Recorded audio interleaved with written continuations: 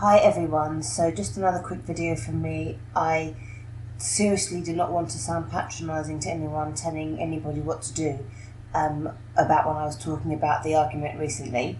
I just really hope that everyone works together again soon.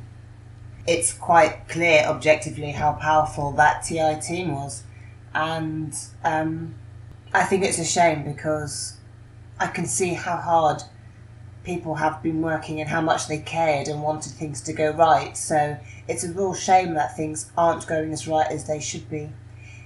I think even if people have upset each other, we've got to maintain some kind of professional links because we are still working on a very complicated project and it's very difficult to achieve that alone.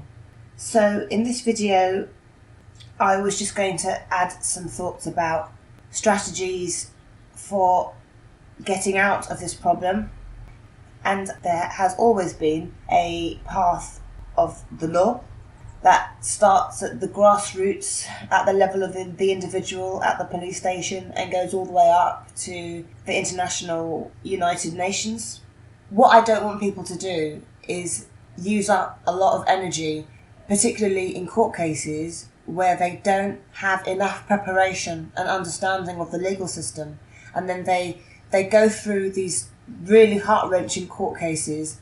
They do not get the best out of the opportunity, whereas these are actually opportunities for us to be turning things around and walking out with successes.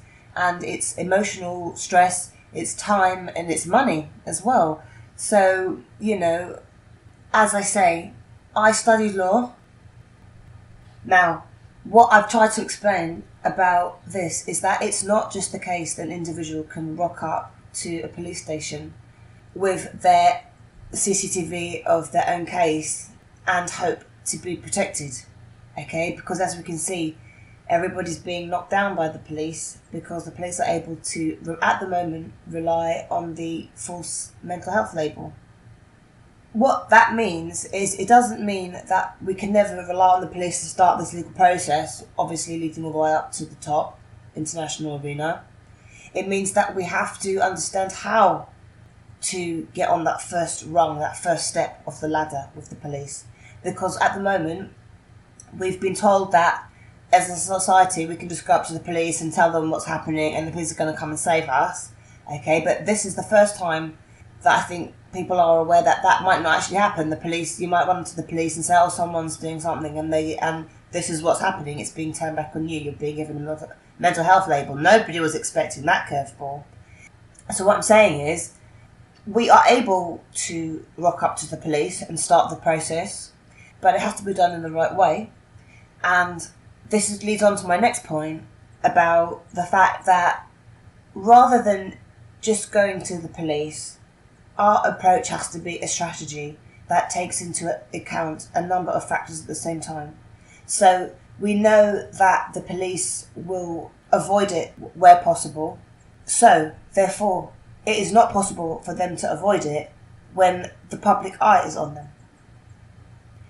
That means in order to get the police to act, we don't just go up there with our case. We also have to make sure that there is sufficient publicity.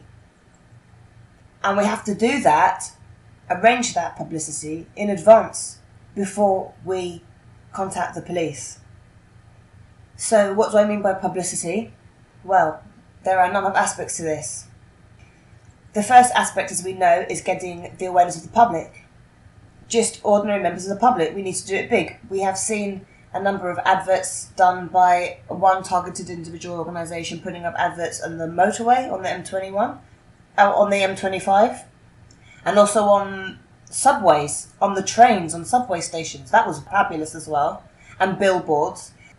But I think we need to really step up our publicity campaign. I don't think it's sufficient to trust the distribution of leaflets with people that we don't know. I think we need to make sure that those leaflets are getting there. I think that we need to do this in a concerted way. I've always said this. I think that people have to be led to a website. They have to be led to particular actions that they have to perform or that they can perform.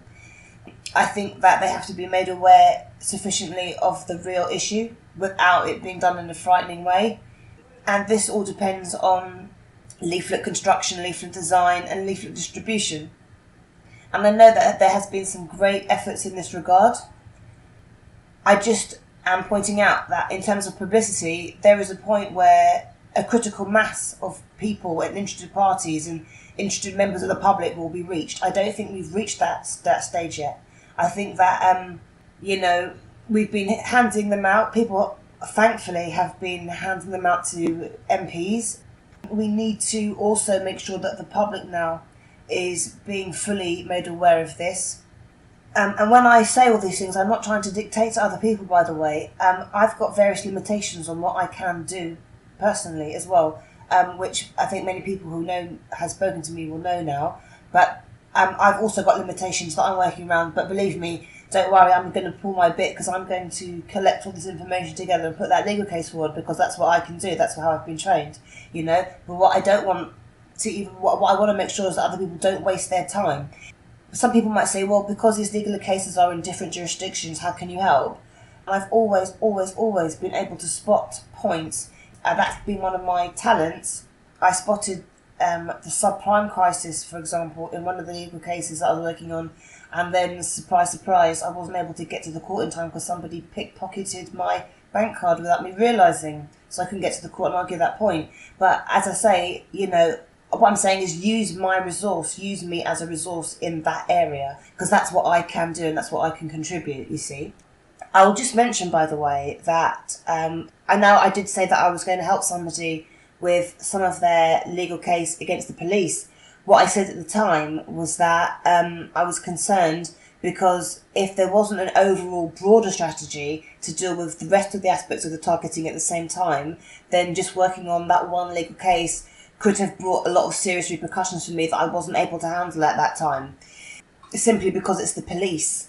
And I was going to need to have the police on side when I started this more broader legal claim about the targeting in general, which necessitates having the police as the first point of call, you see. So that is what I am saying in terms of the degree to which I can help legally.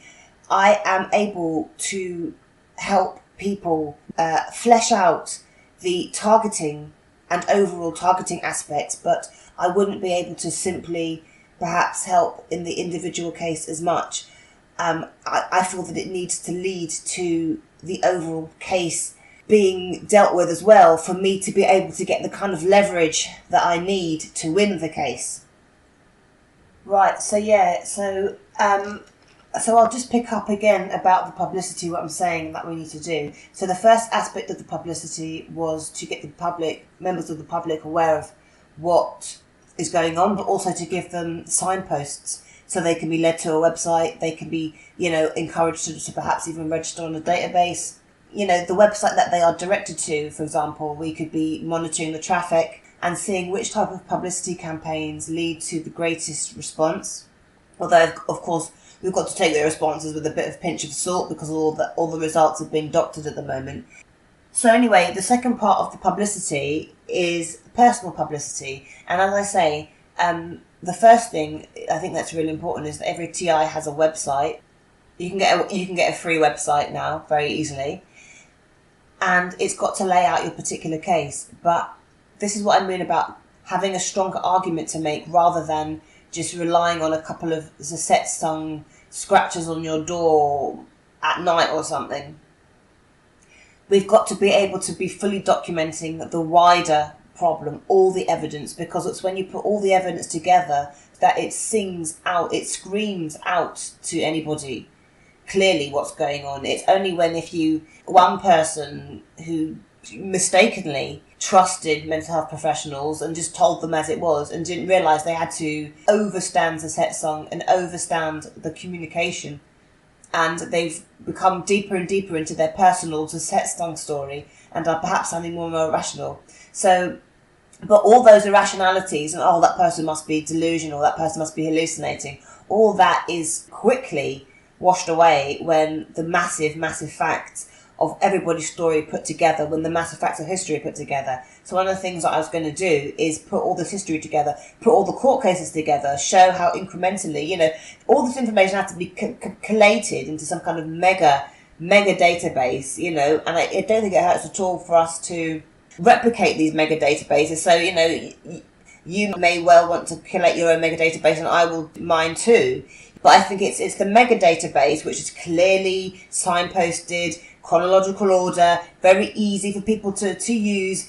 It's that kind of evidence-based database that is going to swing the police, okay? But as I say, you get the final swing in, you get the final velocity with the police when you have the publicity as well. So you've got to have the full comprehensive data, but you've also got to have the public eye, the spotlight on the police action as well, okay? Because then somebody has to go out in public and say, oh my goodness, look at this huge evidence database, okay? It's very clear that this was all happening through history, and it's very clear this and this and that.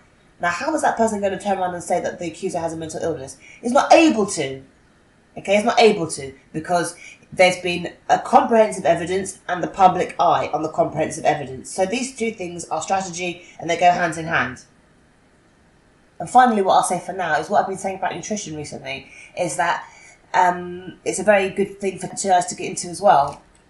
When people overcook their vegetables, they don't realise, but they're actually destroying all the nutritional content.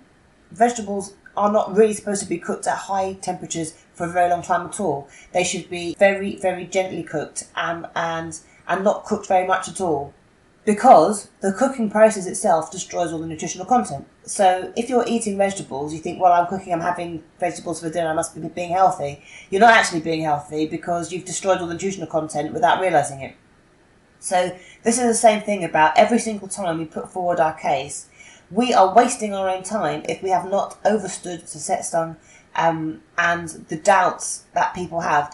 People are doubting us because they say, but how could this be true? But how could this be true? And this is why it's imperative for us to have set out the comprehensive database of evidence, because human beings are naturally inclined to doubt people. They say, well, it's a natural cognitive function that you always look at the other point of view, to think, well, maybe that person's got it wrong. You don't always automatically trust what somebody says. You have your own judgment on it, and sometimes this sort of doubt can be built up, and because you've seen that person make a faulty judgment in the past. And obviously with Susetstang, our colleagues have seen us make seemingly incredulous and incomprehensible decisions in the past. They've lost respect in our way of thinking, so they are more likely to question us. So this is why it's really important that we allay those doubts. We match what is holding them back, and that is their doubts, and we match those doubts by having clear evidence. And it has to be clear-cut in a way that's very, very simple for someone to understand, because people don't have much brain power. They're averse to looking into this deeply. They haven't got the time and energy. So for us to get these people to turn around and take on this massive thing, we've got to make it easy. We've got to make the mental processes they need to go through to understand this easy. And that's why setting out the database is so important and imperative. And that's what I'll be doing as soon as I can get around to it. Believe me, I'm working as hard as I can. I'm doing this and trying to do everything, and I'm just trying to improve. And so I'm not dictating to anyone. I'm just sharing ideas, because this is what I feel will help at the moment. But as I say, hopefully I'll be doing that at some point. But if you want to start sending me information, please do. I will be getting my email address out and contact details out soon as well, because I think that's really imperative that everybody has got their contact details out for everybody, other TIs. And I'll tell you something as well. I'm noticing that every TI has a group of genuine TIs in the database, and I think that we've got an automatic connection now to a strong group of genuine TIs who are at a high level of understanding of Susetstang. So, let's keep the channels of communication open, and please remember that there is a legal path. It has to start with the police. After the police, it goes up through the courts and things like that. But I'm going to try and make the first step the most powerful, really. And it's time for TIs to stop banging their heads against the first hurdle with the police and the mental health label. It's time to overstep that hurdle now and get the police onto this, because this is a job for the police. This is a job for a trained organisation of people who have the resources to deal with these kind of criminals. We don't. This has to be transferred to the police, you know? So, more from me soon. Sending best wishes to everyone.